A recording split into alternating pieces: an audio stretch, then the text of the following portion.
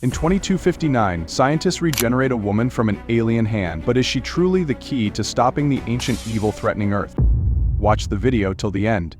In 1914, Professor Piccoli and his student Billy are exploring ancient ruins in Egypt. Piccoli translates some inscriptions on the wall, revealing a prophecy about an ancient force called evil that comes every 5,000 years to destroy all life on planets. The only way to stop it is with a weapon made of the four elements water, fire, earth, and air plus a fifth element, which is a perfect being. A priest overhears Piccoli's discovery and, fearing that he knows too much, secretly poisons some water to kill him. But when the priest offers the water, Piccoli declines and asks Billy to get some alcohol instead. Suddenly, a spaceship lands on the pyramid, and large robotic aliens called Mondoshoans enter the ruins. The priest recognizes them since he's been guarding their relics, which the Mondoshoans have come to retrieve because a war is coming and Earth is no longer safe. One of the Mondoshoans uses a key to unlock a secret chamber, and Piccoli is so shocked by everything happening that he faints. The Mondoshoans take the four elemental stones in a sarcophagus containing the fifth element, which makes the priest worry since Earth will now be defenseless. At that moment, Billy finds his gun and starts shooting, triggering the ruin's security system. As walls begin to close in, the Mondoshoans hurry back to their ship, but one alien gets trapped. Before it dies, it hands the key to the priest, who promises to pass the knowledge down through generations until the Mondoshoans return. 300 years later, the prophecy starts coming true as the great evil approaches Earth. President Lindbergh gathers his officials to discuss the threat and orders a military spaceship to attack it. Meanwhile, the current priest, Vito, arrives to warn the president that shooting at evil will only make things worse and tries to explain the prophecy about the fifth element. But Lindbergh ignores him and orders the soldiers to fire anyway. However, no matter how many missiles are launched, evil just absorbs them and remains unharmed. Then it uses its powers to make the soldiers bleed and kills them all. Meanwhile, the Mondoshoans are on their way to Earth, hoping to stop evil with the weapon. But their ship is ambushed by rogue aliens called Mangalores, who destroy it and steal the box containing the elemental stones. The Mangalores then contact Zorg, a human working for evil, who hired them to retrieve the stones. They agree to meet later for the exchange and payment. In the city, a former soldier named Corbin says goodbye to his cat and leaves his apartment. As he's stepping out, a thief tries to rob him using a high-tech weapon. Corbin calmly tricks the thief by saying the gun isn't loaded, and when the thief looks down to check, Corbin pulls out his own gun and scares him off. Corbin then gets into his cab to begin his shift as a driver. Meanwhile, a group of soldiers retrieves a hand from the wrecked Mondoshoan ship. Government scientists place the hand in a machine that can reconstruct DNA, explaining that the Mondoshoans are biologically similar to humans. A high-tech machine assembles the DNA and creates a stunning woman whom the scientists and soldiers can't help but admire, calling her perfect. After the machine puts some clothes on her, it attempts to take a picture, which wakes her up. The woman, speaking a language no one understands, becomes frantic and tries to escape her capsule. When a general taunts her, she smashes the glass, knocking him out. As alarms blare, the woman breaks through the wall and escapes into the building's ventilation system. Police quickly surround her. Desperate, she decides to jump off the building, landing in the back seat of Corbin's cab. Corbin is instantly captivated by her and tries to talk to her, but he can't understand her language. At that moment, the police catch up and surround his car. The woman sees a sign that says "Please help" and points it out to Corbin, hoping he'll come to her rescue. At first, Corbin refuses to help the woman because he doesn't want to risk losing his job. However, when the woman starts crying, Corbin feels bad for her and changes his mind. He speeds up, leading to a high-speed chase as their flying cars zip through the city, a place Corbin knows very well. Using his skills, Corbin pulls off some sharp maneuvers, causing one of the chasing cars to crash into a delivery truck. When the other two police cars start shooting at them, Corbin drives into a dense fog to escape their radar. Unfortunately, the woman isn't feeling well and just manages to say the word priest before passing out. Corbin then searches for a priest nearby and finds himself at the apartment of Vito Cornelius. Vito immediately recognizes the woman as the fifth element when he sees the mark on her arm. While Vito and his assistant David rush to find some ceremonial robe, the woman quickly grabs his gun and holds him at gunpoint, forcing him to step back. Corbin apologizes and introduces himself by handing her his business card. Learning her name is very long, so they decide to shorten it to Lelu. Vito and David return and hand Lelu the key to the tomb, while they kick Corbin out of the apartment. Over the next few hours, Lelu eats a lot of food and uses Vito's computer to catch up on the last 5,000 years of history. She also learns the local language and even picks up some martial arts skills. Vito is able to understand Lelu's language and finds out that she knows where the elemental stones are hidden. Meanwhile, the Mangalores meet with Zorg, who realizes their leader, Akhenaten, is disguised as a human. Akhenaten reveals his true form and hands over a box to Zorg, asking for payment. Zorg offers them advanced weapons, showcasing all their destructive capabilities with a demonstration. The Mangalores are thrilled wield and take the weapons. But when Zorg opens the box, he finds it empty. Furious, he tries to back out of the deal, but Agnot reminds him that they did as asked by delivering the box, and its contents were never their responsibility.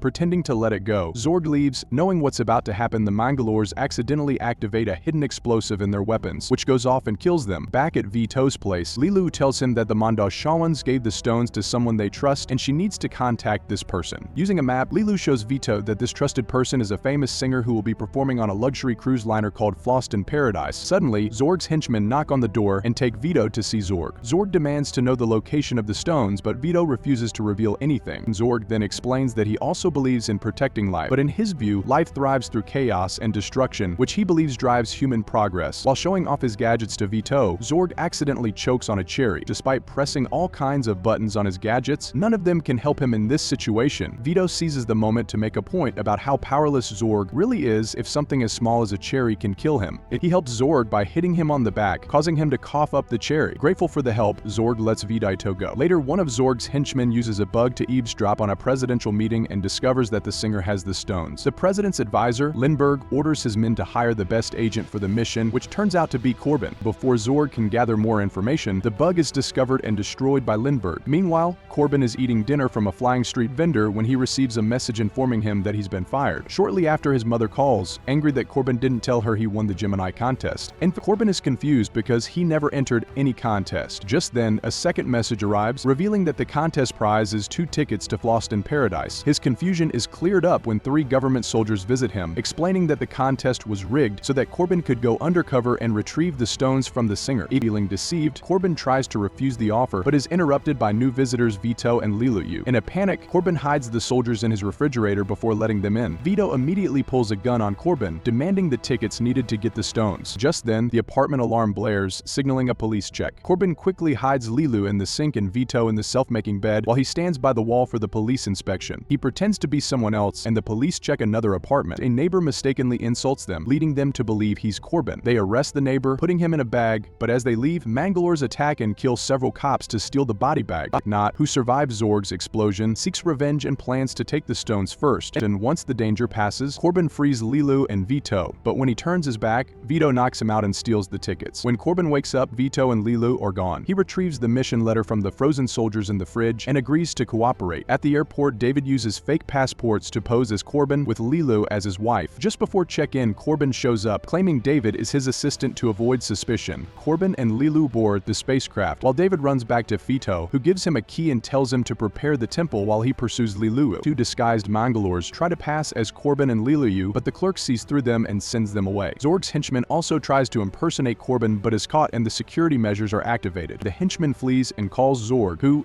displeased with the failure, detonates the payphone, killing him. The explosion coincides with the spaceship's departure, allowing Vito to slip in unnoticed. Corbin is taken by a flight attendant to meet Ruby, a famous host. Ruby wants Corbin to join his show and shows him around, but Corbin responds with minimal words. As annoyed, Ruby scolds him, and Corbin threatens him into leaving. Corbin then joins Lelu in their pod, discovering she can speak a bit of English, but they don't have much time to talk as the flight attendants put them to sleep for the journey. Meanwhile, Zorg receives a call from Evil, who warns him to get the stones soon or face consequences. Evil's voice causes Zorg's head to bleed as a warning. After a few hours, the spaceship arrives at planet Floston. As passengers disembark, technicians find Vito hiding in the vents. Corbin checks their hotel room, while Lelu stays hidden in the hallway, watching as Diva arrives at the hotel. Diva senses Lelu nearby and sends her assistant to arrange a meeting after the concert. Ruby drags Corbin to Diva's concert, where her beautiful singing brings many to tears. Zorg arrives at the hotel while the Mangalores break into Diva's room searching for the stones. Lelu, still hidden, sees them and rushes in to fight them using martial arts moves from Vito's computer. She defeats the Mangalores, showcasing her perfect abilities as the fifth element. She retrieves the box the aliens were after but finds Zorg blocking her exit. Scared of his advanced weapon, she throws the box at him and hides in the vents. Zorg shoots at the vents, hearing Lelu get injured. Believing she's about to die, Zorg sets a bomb to explode in 20 minutes and leaves. At the hotel, more Mangalores show up and start taking hostages, interrupting the concert by shooting Diva. As the audience panics and flees, Diva falls from the stage and Corbin rushes to help her. He pulls her behind the seats needs to hide. With her last breath, Diva tells Corbin to save humanity and reveals that the stones are hidden inside her. Meanwhile, Zorg opens the box he has and finds it empty, so he must return to the hotel. Just then, a Mangalore attacks Corbin, but he quickly knocks it down and tells Ruby to keep the alien at gunpoint. Corbin then reaches inside Diva through her bullet wound, retrieves the stones, wraps them in his jacket, and gives them to Ruby, asking him to protect them. More Mangalores enter the theater, and Corbin uses a gun to fight them off while Ruby escapes to a balcony. Corbin manages to kill several Mangalores, but they start firing missiles, forcing him to hide behind a bar. Hearing more threats, Corbin decides to come out with his hands up, but notices Ruby on the balcony and signals him to move. Corbin jumps onto a plank, sending an alien flying and getting its head stuck through the balcony. Ruby screams, and the panicked Mangalore accidentally shoots its own kind. Corbin uses this chance to grab another gun and finish off the remaining enemies. More Mangalores arrive, so Corbin shoots around Ruby's silhouette, causing him to fall, and throws a grenade through the hole. Corbin and Ruby hide under a table while the explosion takes out the remaining aliens. After the fight, Corbin and Ruby rush to the control room, finding more Mangalores holding hostages, including Vito. Another battle erupts, and the humans start winning. Aknot then asks for a human to negotiate, and Corbin volunteers but shoots Aknot in the head as soon as he appears. Corbin checks the security footage and spots Lelu's hand hanging from the vents, so he hurries to rescue her. Vito and Ruby find a bomb, and alarms go off, leading to the evacuation of the guests. Corbin's team heads to the docks, missing Zorg by moments. Zorg returns to deactivate the bomb, only to find another explosive left by the Mangalores. Aknot's right hand sets off the bomb, destroying the hotel and killing Zorg. Fortunately, Corbin and his team escape in time, but evil senses their escape and speeds up towards Earth. Lindbergh's scientists detect this and inform Corbin they have only 2 hours to save the world. During the trip, Lelu wakes up and learns about human history, seeing how violent humans can be. The team arrives in Egypt, and David leads them to the temple. The team realizes that the symbols on the stones match those on the temple pillars. They place each stone in its proper spot, but nothing happens at first. David accidentally activates the air stone by sighing on it. They then add sweat to the water stone, dirt to the earth stone, and light a match for the fire stone. With all the stones glowing, Corbin wakes Lelu, who says she doesn't want to save humanity due to its destructiveness. This causes the fifth element to awaken, activating the ultimate weapon. The weapon destroys evil just before it arrives. Later, government scientists place Corbin and Lelu in a DNA pod to heal their injury.